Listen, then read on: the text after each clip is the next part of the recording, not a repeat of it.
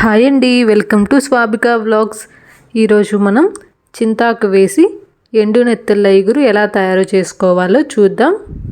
Late చేయకుండా ప్రాసెస్లోకి వెళ్ళిపోదాం. ముందుగా 100 గ్రామ్స్ ఎండు నెత్తళ్ళు తీసుకొని ఈ విధంగా నీట్గా క్లీన్ చేసుకొని పక్కన పెట్టుకోవాలి.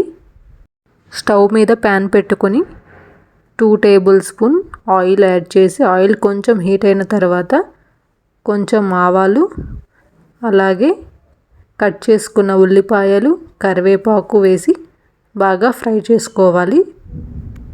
మీరు గనక ఫస్ట్ టైం మన ఛానల్ని చూస్తున్నట్లయితే వెంటనే సబ్స్క్రైబ్ చేసుకోండి.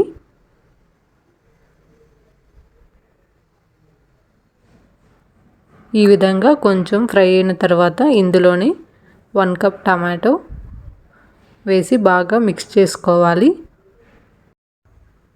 ఇందులోని 1 స్పూన్ సాల్ట్, చిటికెడు పసుపు వేసి బాగా కలిసేలాగా కలుపుకొని మగ్గించుకోవాలి.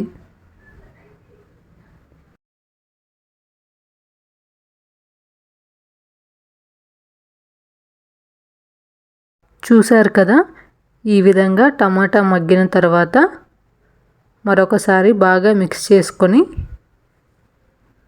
ఇందులోనే మనం కట్ చేసుకున్న వంకాయలు, అలాగే ఎండు చేపలు కూడా వేసి బాగా మిక్స్ చేసుకోవాలి. ఈ విధంగా అన్నీ బాగా మిక్స్ చేసుకున్న తర్వాత ఇందులోనే 1.5 స్పూన్ కారం వేసి అన్నీ బాగా కలిసేలాగా మరొకసారి కలుపుకోవాలి. ఈ విధంగా కలుపుకొని 2 మినిట్స్ మూత పెట్టుకొని మగ్గించుకోవాలి. ఈ విధంగా మగ్గిన తర్వాత ఇందులోనే కొంచెం చింతపండు రసం, అలాగే వాటర్ కూడా యాడ్ చేసి బాగా మరొకసారి కలుపుకొని మూత పెట్టుకొని 10 నుంచి 15 నిమిషాలు బాగా ఉడికించుకోవాలి.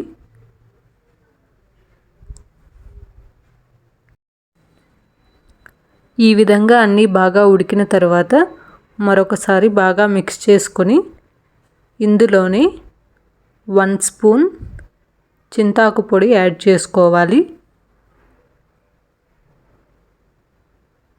ఇది కూడా బాగా మిక్స్ అయ్యేలాగా కలుపుకోవాలి.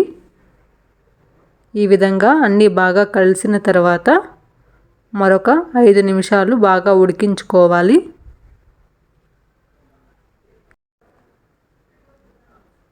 చూశారు కదా, ఈ విధంగా బాగా ఉడికిన తర్వాత స్టవ్ ఆఫ్ చేసుకుంటే సరిపోతుంది.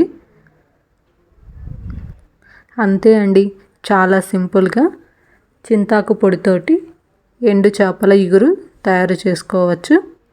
మీకు ఈ వీడియో కనుక నచ్చినట్లయితే మీ ఫ్రెండ్స్ అండ్ ఫ్యామిలీ మెంబర్స్కి షేర్ చేయండి. ఇలాంటి మరిన్ని వీడియోల కోసం please like, share and subscribe the channel. Press the bell icon. Thanks for watching.